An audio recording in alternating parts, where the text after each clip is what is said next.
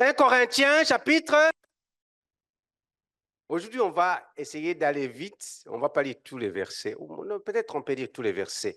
Du verset 1 jusqu'au verset 13. On peut se tenir debout?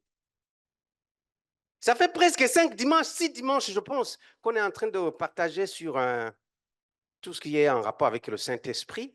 Je pense qu'on aura exploité le thème du Saint-Esprit comme il faut. On n'aura pas fini. On peut prêcher pendant 10 ans là-dessus sans finir. Alors, on est en train de partager sur les dons spirituels, n'est-ce pas? Les dons spirituels. Et on avait vu que dans ce texte, on a seulement 9 dons qui sont soulignés dedans, n'est-ce pas? Mais ça ne signifie pas que ce sont tous les dons spirituels qui se trouvent dans ce passage de texte. Ce passage parle seulement de 9 dons. Je vous ai dit qu'il y a d'autres dons. Amen. Pour ne pas tricher, je vous donnerai maintenant la liste, le PowerPoint, à la fin du thème des autres dons, au moins. Même pas tous, je vais peut-être vous donner 18. Peut-être 18. Mais je ne vais pas prêcher sur les 18, sinon vous allez dormir. Dimanche passé, j'ai vu des gens dormir ici. Non, ne dors pas. J'en ai vu. J'ai des photos, j'ai encore les noms. On m'a donné le rapport parce que, vous savez, je vous ai dit de regarder ton frère à côté, à ta soeur, d'essayer de s'assurer qu'il ne dort pas, puis fais-lui signe un peu pour dire, écoute, on sait que ce n'est pas facile avec le changement climatique, des fois, ça nous affecte. Pour ce qui concerne les dons spirituels, Paul parle aux Corinthiens. Je ne veux pas, frères, que vous soyez dans l'ignorance. Vous savez que lorsque vous étiez païen, quelqu'un dit païen, alors n'ayez pas peur de dire à quelqu'un tu es païen. Amen. Quand la personne est païenne, il faut le dire, païenne, il faut le dire, n'est-ce pas? Des fois, on a peur.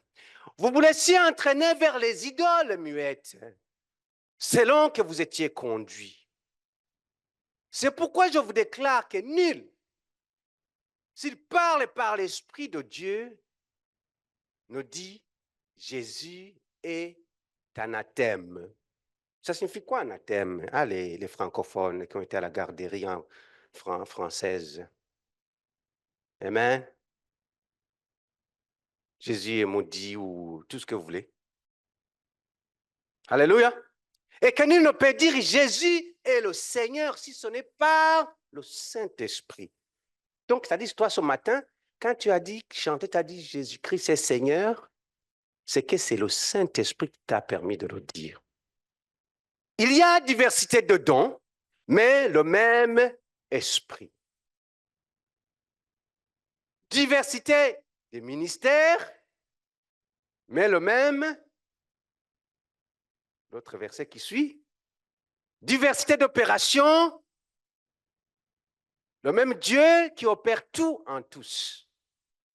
Je vous ai donné un devoir à les faire, d'étudier les 3 versets que nous venons de lire. 6, 5 et 4. Pourquoi? Parce que vous voyez la Trinité dedans. Et vous voyez les tâches pour chaque. Amen. Pour le Saint-Esprit, on parle diversité de dons. Pour Jésus-Christ, on parle diversité de ministère. Pour Dieu le Père, on parle diversité d'opérations. Allez faire cette étude-là. Ça, c'est un projet que je vous donne. Allez étudier ça. Et je vous ai dit comment étudier la Bible. Amen. 5 versions que vous devez lire. Alléluia. Et comprendre. Et vous allez être fiers d'avoir découvert qu'est-ce que ça signifie, pourquoi c'est là. Or, à chacun, la manifestation de l'esprit est donnée. La manifestation, souligne, la manifestation de l'esprit. Je vous ai dit que le Saint-Esprit, quand on reçoit le Seigneur, il vient en nous, il habite en nous, n'est-ce pas? Mais le Saint-Esprit est esprit, on ne le voit pas. Alors, pour nous donner l'assurance de ce que le Saint-Esprit en nous est en train de faire, il y a ce qu'on appelle la manifestation de l'Esprit, qui permet à ce que nos sens, nos 5 sens puissent expérimenter ce que le Saint-Esprit est en train de faire à l'intérieur de nous. Voilà pourquoi on a mis ce mot-là, la manifestation de l'Esprit.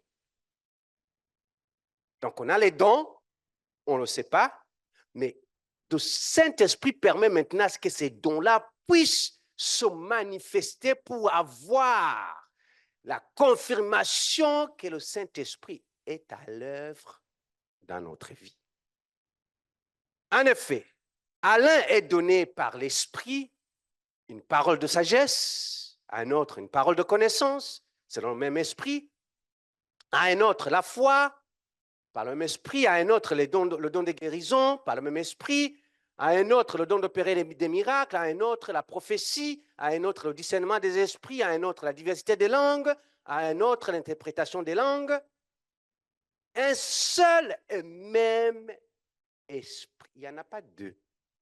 Un seul et même esprit opère toutes ces choses, les distribua à chacun en particulier. Donc, tu ne peux pas l'acheter, tu ne peux pas le forcer, il le distribue à chacun en particulier. C'est lui qui distribue. Alléluia. N'essaie pas de forcer le don de quoi que ce soit alors qu'il ne te l'a pas donné. Cherche surtout à lui demander à ce qu'il puisse te révéler, te montrer quel est ton don. Mon don ne sera pas ton don ne sera pas mon don. Ça peut arriver qu'on peut avoir les mêmes dons, mais c'est lui-même qui distribue à chacun comme il veut. Car comme le corps est un et a plusieurs membres, et comme tous les membres du corps, malgré leur nombre, ne forment qu'un seul corps, ainsi en est-il de Christ. Nous avons tous en effet été baptisés dans un seul esprit. Quand est-ce que nous avons? Ici, là, il dit, nous avons tous été baptisés dans un seul esprit. Ici, tous. Est-ce qu'ici, tous, nous avons été baptisés dans un seul esprit? Je dis que la seule fois où on reçoit le baptême du Saint-Esprit, c'est quand? Allez, à quel moment on reçoit le baptême du Saint-Esprit? Allez, ne sois pas... Allez, pars. Quand on est né de nouveau, quand on reçoit le Seigneur Jésus-Christ comme notre Seigneur et Sauveur et qu'on lui donne notre vie, qu'on dit, prends ma main, dirige-moi, je me répands de mes péchés, automatiquement, tu es baptisé du Saint-Esprit. Mais on nous a toujours menti qu'être baptisé du Saint-Esprit, c'est quand tu commences à aller en transe. Non. Alors, on a été tous baptisés dans un seul esprit pour former un seul corps.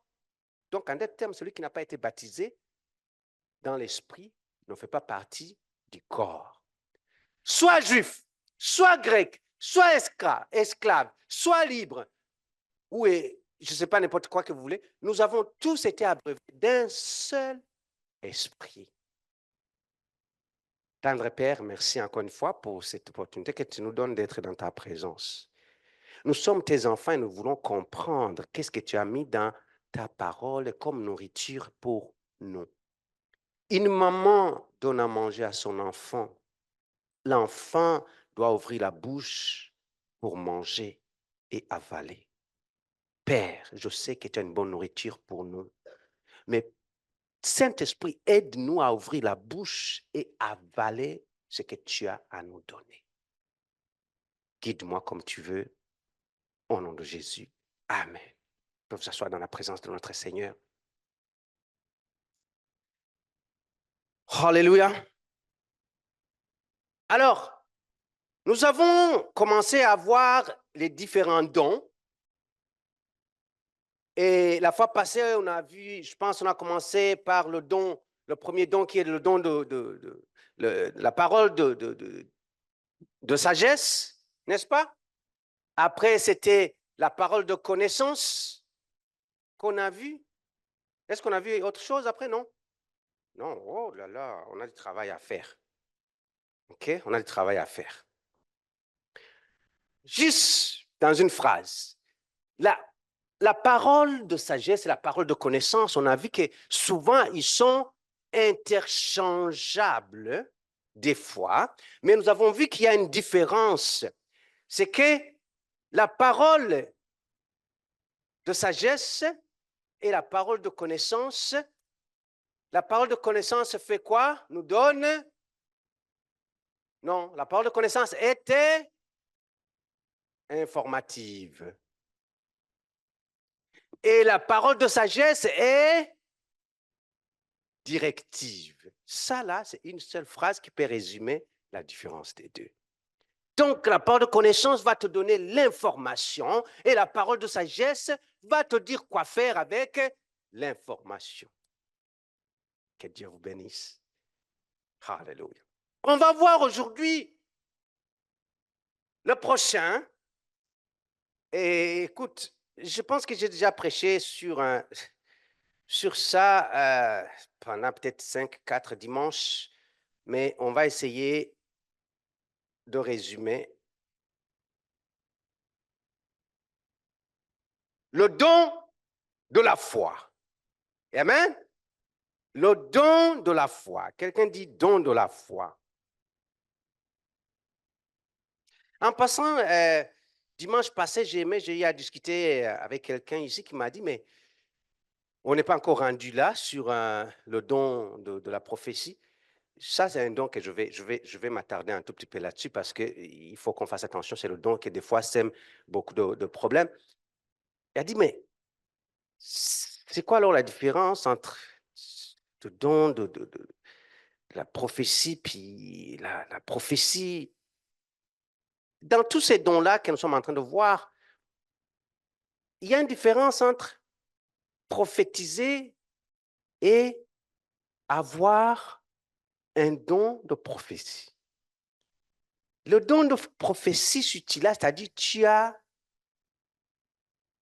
le ministère de la prophétie.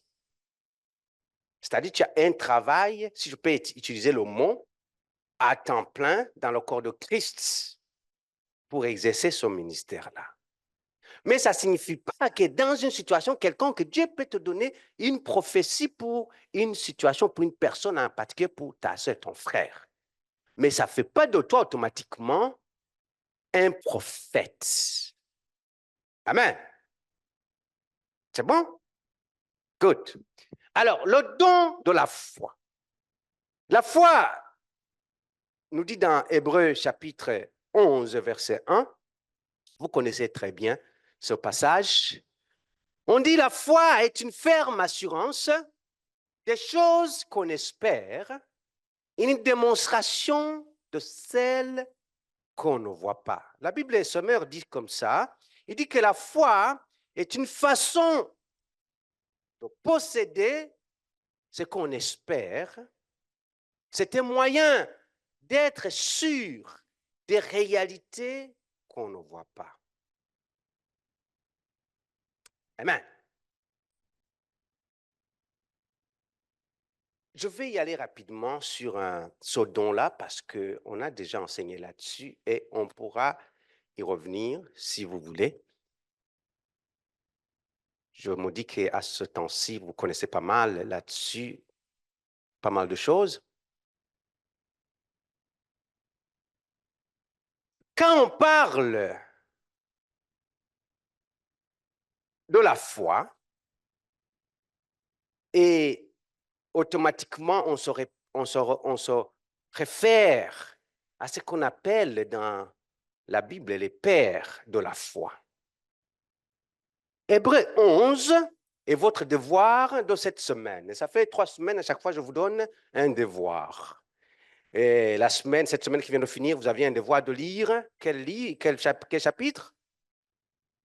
Acte 15. 4. Oui. Acte 4. Amen. À chaque fois, je vous donne des textes, lisez-les. Alléluia, lisez-les. Je vous encourage. Alors, cette semaine, Il faut lire Hébreux chapitre 11 au complet. Amen. Hébreux chapitre 11 au complet. Alors, quand on parle de la foi, on ne peut pas séparer la foi avec ce qu'on appelle les pères de la foi. Tout ce que vous allez lire dans Actes, dans Hébreux chapitre 11, vous allez entendre ce qu'on peut appeler des pères de la foi. On va vous les nommer pas mal. Alors, on dit que la foi est une ferme assurance des choses qu'on espère, une démonstration de celles qu'on ne voit pas. Sommer dit, c'est une façon, la foi est une façon de posséder ce qu'on espère.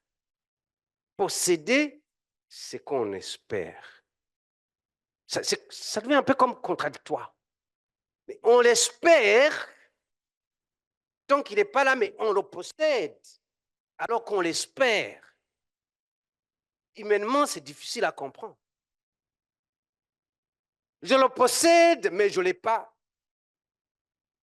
Mais la foi me permet à ce que je puisse me l'approprier et la voir. Et quand je vais le voir, c'est comme je l'ai déjà vu. C'est ce qu'on appelle un déjà-vu. Alléluia.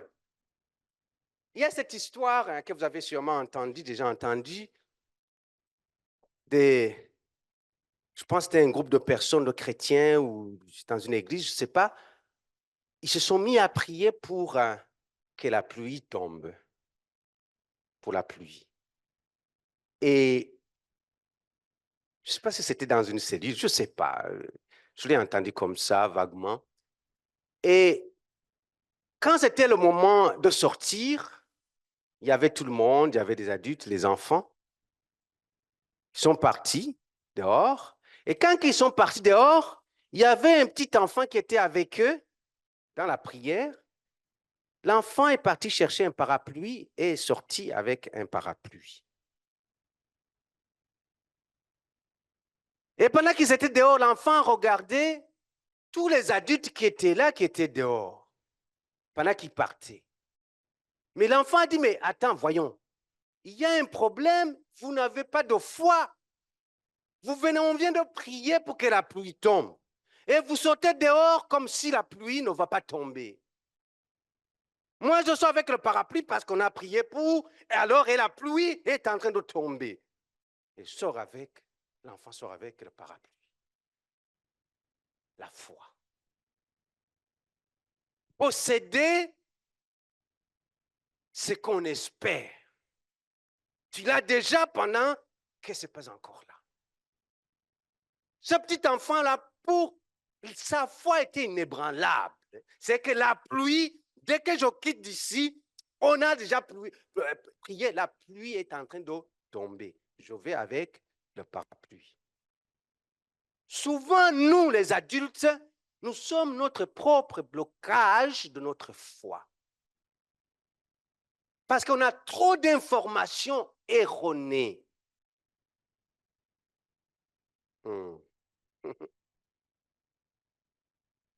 Comment tu vas prier pour que la pluie tombe et tu sors dehors?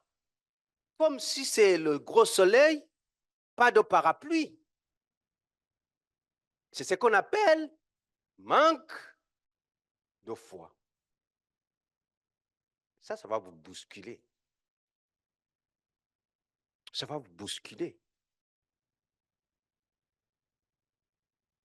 Beaucoup d'entre nous ont déjà eu la foi pour dire, écoute, j'ai la foi que telle chose va se réaliser, mais après, la façon comment tu agis, tu permets même pas que le Saint-Esprit puisse faire réaliser ce que toi-même tu as dit,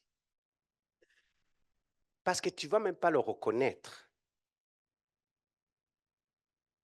Alléluia.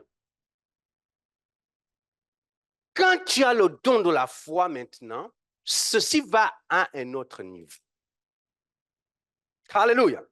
Avoir un don de la foi, ça va à un autre niveau.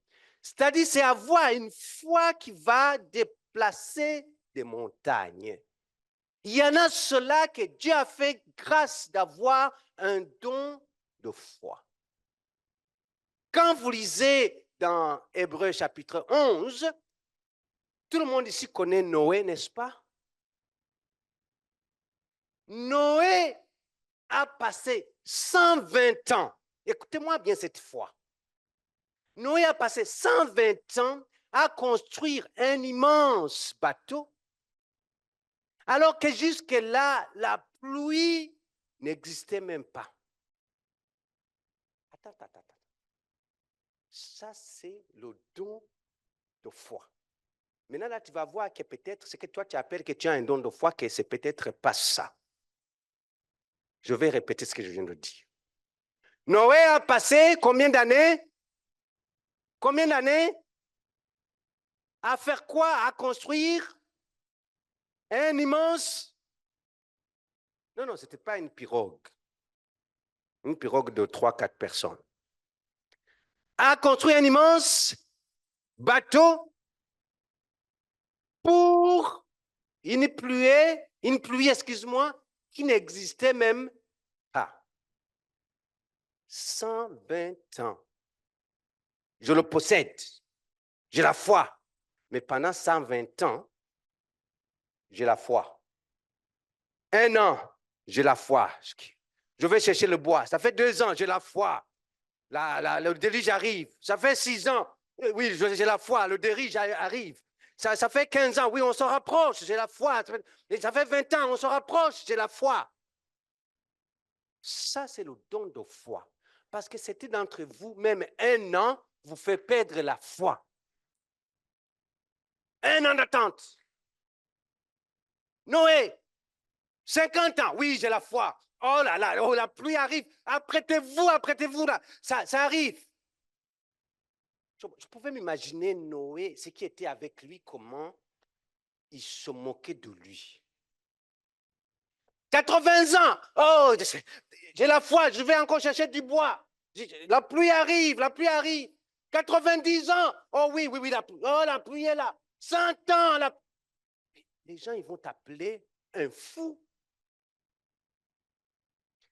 Quand tu as le don de la foi, les gens ne peuvent jamais comprendre qu'est-ce que tu es en train de faire. Quand tu as le don de foi, les conseillers, tes conseillers personnels, ta famille, ton mari, ta femme, tes enfants, tes parents ne peuvent pas comprendre qu'est-ce que Dieu est en train de faire. Oh, je ne sais pas. Vous saisissez ça? 120 ans à expliquer à ceux qui sont à côté de toi que tu as la foi que Dieu va faire quelque chose.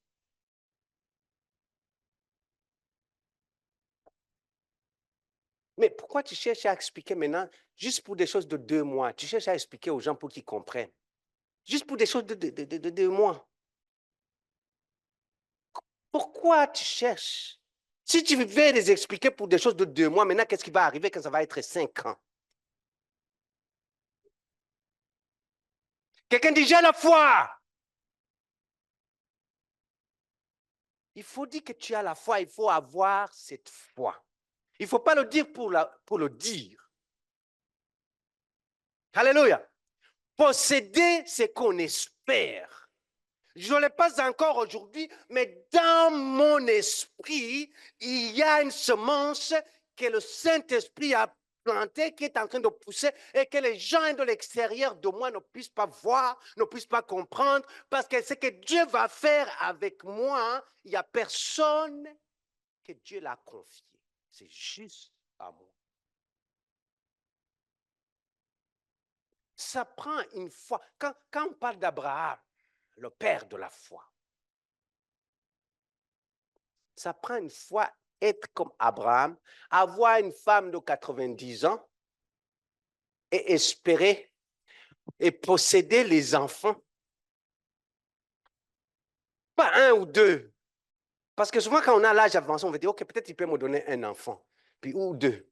Non, mais le père d'une multitude, ça prend une foi pour pouvoir saisir cela. Un don de foi. Quelqu'un qui a le don de foi ne va pas consulter les circonstances autour de lui, ne va pas consulter le monde physique, matériel, visible, pour pouvoir comprendre ce que Dieu lui dit de faire. Alléluia.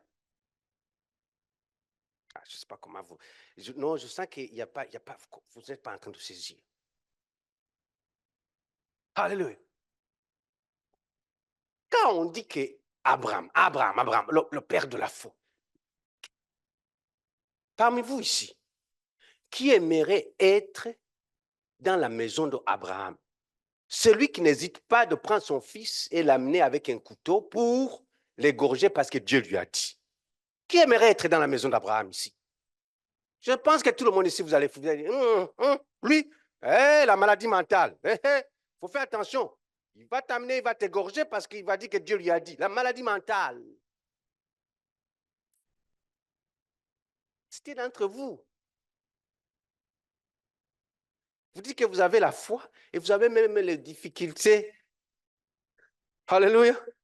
À pouvoir juste avoir la foi qu'une maladie peut être guérie dans ta vie. Alléluia. Quand tu as le don de foi, aucune maladie qu'on peut appeler qui a existé, qui existera demain, ne peut te faire bouger de ta position. Parce que tu sais que peu importe les pandémies, les virus, les bactéries que le monde va déclarer, rien ne pourra t'enlever de là où tu es si Dieu ne l'a pas permis ou déclaré. Alléluia. On panique pour rien des fois. Oh, Seigneur, je ne sais pas si, Seigneur, si à mon travail là on ferme, qu'est-ce que je fais? Est-ce que ça c'est la foi? Ça c'est la foi? Attends, tu sais que ton Dieu, tout l'or et l'argent lui appartient. Ton Dieu qui t'a permis d'avoir le travail où tu es présentement. Attends, est-ce que d'abord là où tu travailles, est-ce que c'est la compagnie de ton père? Est-ce que c'est la compagnie de ta mère? C'est l'héritage de tes parents? C'est la compagnie de l'héritage de tes parents? Non, la plupart d'entre nous. Si Dieu t'a mis là, où ce n'était pas ni ton père, ni ta mère, il t'a mis là. Comment ce Dieu-là, tu oses le limiter que s'il ferme cette compagnie, il ne peut pas ouvrir une autre compagnie ou une autre place ou un autre business pour toi? Quelqu'un dit, j'ai la foi. Je pense que l'Église, on doit avoir une foi où les gens vont nous voir, ils vont dire, mais il est malade. Il est malade. Ça fait 30 ans, je le vois aller charrier du bois et il dit qu'il est en train de construire un bateau, qu'il va y avoir de la pluie. Il est malade. Amène-le dans l'hôpital psychiatrique. Ça fait 5 mois qu'il est en train de dire qu'il va avoir une promotion au travail. Il ne voit pas qu'au travail, on n'engage plus maintenant. Je ne sais pas qu'est-ce qui lui est arrivé. Ça fait 5 ans qu'il dit qu'il va se marier, mais il ne voit pas que son âge est avancé. Ça fait 15 ans depuis que je le connais, qu'il est comme ça, puis il dit toujours ça. Mais quand tu as la foi, le don de la foi, ce que tu vas faire ne va pas être applaudi par tous ceux qui sont autour de toi.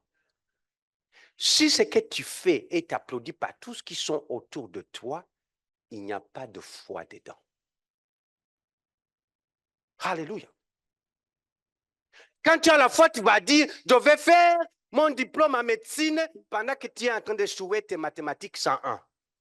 Quand tu as la foi, tu vas dire, je vais avoir une grosse compagnie pendant que même gérer $500 dans ton compte, c'est difficile. Quand tu as la foi, tu vas dire, je vais avoir 10 enfants pendant que tu n'es pas capable de trouver une femme ou un mari. Et tu n'as pas besoin de personne pour l'approuver, aussi longtemps que c'est approuvé par Dieu. Le don de la foi. Le don de la foi. Je ne vais pas faire le prochain. C'était le don de guérison. Non, je vous ai dit que je ne vous amène pas en overtime. On va y aller le dimanche prochain pour le don de guérison. Le don de la foi. Tu dois avoir une foi qui déplace les montagnes. Lisons le verset 1 Corinthiens chapitre 13, verset 2. 1 Corinthiens chapitre 13, verset 2. 1 Corinthiens chapitre 13, verset 2. Est-ce que vous y êtes? C'est juste pour compléter ceux qui prennent les notes, pour appuyer tout ce qu'on dit par les notes, par les versets. Et quand j'aurai le don de prophétie, la science de tous les ministères et toute la connaissance, et quand j'aurai même toute la foi jusqu'à transporter des montagnes. C'est ça que je voulais vous montrer. La foi qui transporte des montagnes. La foi qui transporte des montagnes. Il y en a qui sont en train de voir dans le monde physique, visible, voir une montagne qui est en train de se pousser. OK, il est rendu au niveau de Costco, la montagne, et il s'en va, il est rendu au niveau du pont de Dravers, la montagne, il s'en va, il est rendu au niveau du centre-ville d'Ottawa. Il y en a qui sont en train de voir ça comme ça dans le monde physique. Non. Des montagnes dans ta vie. Chacun ici va avoir des montagnes dans sa vie. Regarde quelqu'un à côté de toi, dis-lui, quelle est ta montagne? Ne donne pas de réponse. Demande, quelle est ta montagne? Certains d'entre vous, votre montagne, c'est l'emploi. D'autres, votre montagne, c'est la santé. D'autres, votre montagne, c'est les mathématiques. D'autres, votre montagne, c'est le français. D'autres, votre montagne, les étudiants, je ne sais pas où, c'est les sciences. D'autres, votre montagne, je ne sais pas c'est quoi. Chacun a ses montagnes. Certains, c'est l'organisation et la planification. C'est votre montagne. Alléluia. Quelle est ta montagne? La foi, c'est posséder ce qu'on espère. On va se tenir debout. Ici, chacun espère en quelque chose. Je veux que maintenant on puisse exercer notre foi, qu'on puisse posséder ce qu'on espère. Je vais vous donner 30 secondes ici, chacun. Le Saint-Esprit va te montrer dans ta vie qu'est-ce que tu espères. Il y en a qui veulent voir la guérison d'un être cher, la guérison dans leur corps. Il y en a qui veulent voir leurs amis, parents, famille, être sauvés, le salut. Il y en a qui veulent voir les problèmes qu'il y a dans leur famille être résolus. Il y en a qui veulent voir les idées de business qu'ils ont, alléluia, aller à un autre niveau supérieur. Il y en a qui veulent voir la promotion qu'ils attendent depuis tant et aller à un autre, et la recevoir. Il y en a qui veulent avoir, je ne sais pas, le mariage. Il y en a qui veulent avoir le diplôme. Il y en a qui... Qu'est-ce que tu veux posséder?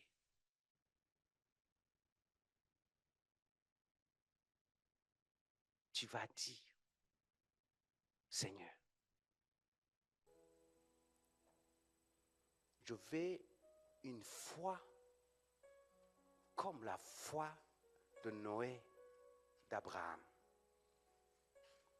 Je veux une foi qui transporte les montagnes. En d'autres termes, les montagnes te limitent, te bloquent.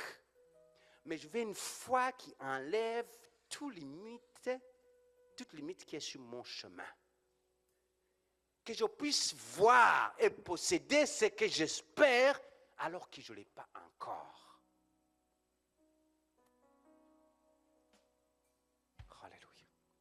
Est-ce qu'on est prêt à procéder? Ça va être une prière sincère.